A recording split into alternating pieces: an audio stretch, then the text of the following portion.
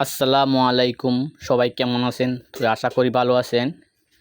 তো আমরা কিছুদিন আগে আমাদের গরুগুলোকে কৃমিমুক্ত করেছিলাম, কৃমির ওষুধ খাওয়াছিলাম।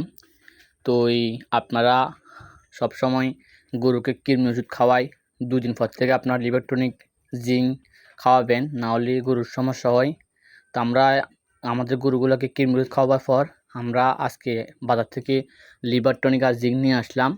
তো এই লিভার টনিকটা খাওয়াইতে হবে, না হলে গরুর ফ্যাটের সমস্যা হয়। যে আপনার কৃমিগুলোর জন্য যে আমরা ওষুধ দিয়ে থাকি, এগুলো এক ধরনের বিষের মতো কৃমির জন্য। এটা একটা বিষ। তো যখন এটা ফ্যাটের মধ্যে যায় তখন লিভার একটু সমস্যা হয়। আপনারা যদি লিভার টনিক যদি খাওয়ান তাহলে এগুলা আর লিভারে কোনো সমস্যা হয় না। তো এই জন্য আমরা লিভার টনিক খাওয়াই থাকি।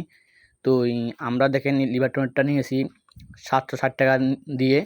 তো বাজারে বিভিন্ন ধরনের লিভার টনিক আছে, বিভিন্ন দামের। আপনারা যেটা খুশি ওইটা খাওয়াবেন। তো আমাদের এটা একটু দাম বেশি নিয়েছে, আমাদের এটা 760 টাকা নিয়েছে। তো আমরা যেগুলা আমাদের ছোটো গরু আছে, মিডিয়াম সাইজের, ওগুলোকে আমরা 4 কাপে আধা কাপ দিতেছি।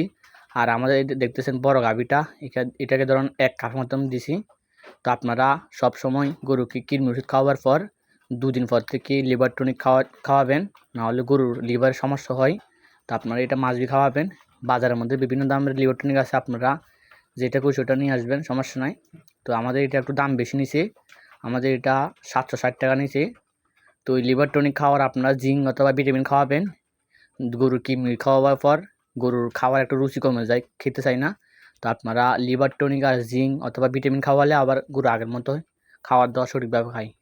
আপনারা লিভার টনিক যেগুলো 300 টাকার উপরে আছে ওগুলো খাওয়াবেন, বেশি কম দামি খাওয়ালে এগুলো একটু কাজ কম করে। আপনারা যেগুলো 300 টাকার উপরে আছে এগুলো খাওয়াবেন ডাক্তারের পরামর্শ অনুযায়ী।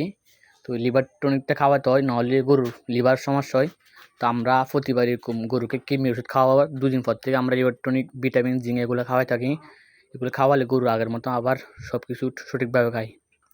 তো আমাদের ভিডিওগুলো আপনার যদি ভালো লাগে তাহলে আমাদের চ্যানেলটা সাবস্ক্রাইব করবেন, লাইক দিবেন। এগুলা করলে কি ভিডিও বানাতে আরও ভালো লাগে।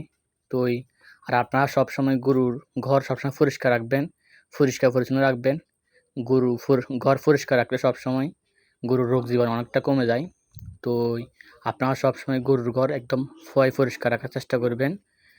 তো আজকের ভিডিও আমাদের এই পর্যন্ত। সবাই ভালো থাকবেন, সুস্থ থাকবেন, আর আমার জন্য দোয়া করবেন। আসসালামু আলাইকুম ওয়া রাহমাতুল্লাহি ওয়া বারাকাতুহু।